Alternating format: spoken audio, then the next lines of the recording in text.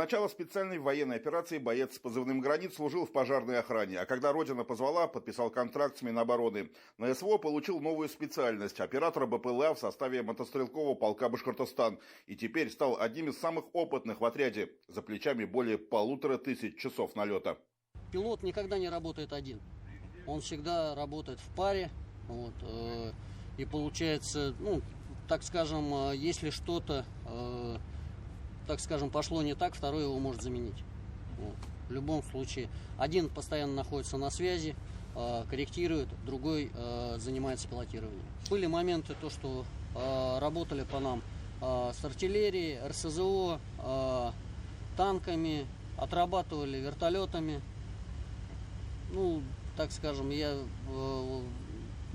были бы и большой взрыв, но я точно не могу сказать, что за ракета. Возможно, «Хаймарс». То есть, в принципе, это наоборот, как сказать, вдохновляет. Почему? Потому что если они за нами охотятся, значит, мы выполняем свою работу. Операторы беспилотников не только корректируют огонь нашей артиллерии и танков, но и ведут объективный контроль поражения целей, работают в непосредственной близости от линии боевого соприкосновения, отчего и сами порой оказываются в объективе вражеских дронов. Прямо над нами.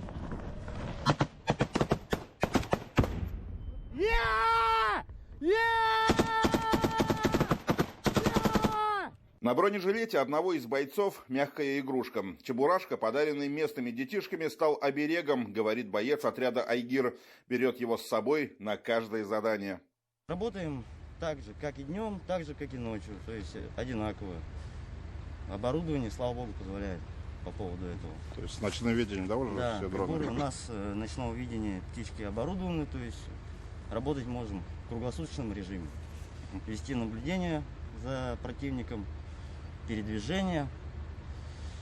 И работать также с артиллерией, наводить артиллерию, корректировать, делать поправки. То есть для поражения, подавления цели.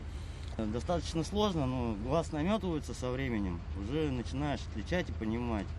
Также, чтобы не обращать внимания на какие-то подбитые техники, которые уже не рабочие, потому что их на полях тоже очень много. То есть стараешься запоминать, где они расположены, где они находятся, чтобы меньше обращать на них внимание и пролетать в поисках реальной какой-то цели. Пока дронов хватает, но много их никогда не бывает, говорят айгировцы. Чем больше беспилотников, тем больше позиций врага удается выявить и навести артиллерию. Поэтому с воодушевлением узнали об акции телеканала БСТ по сбору средств на покупку нового квадрокоптера. В отряде он лишним не будет. Разведывательные и ударные дроны «Камикадзе» позволяют нашим войскам продвигаться вперед. И такими беспилотниками операторы обеспечены в достаточном количестве. Выделяет Минобороны России, присылают неравнодушные жители Башкортостана вместе с гуманитарной помощью и даже поставляет вражеская страна. Этот украинский FPV-дрон айгировцы посадили на линии боевого соприкосновения и теперь готовятся отправить его обратно. Азат Садреев, Вадим Исламов, Иван Шабрин. Новости. Краснолиманское направление. Луганская Народная Республика.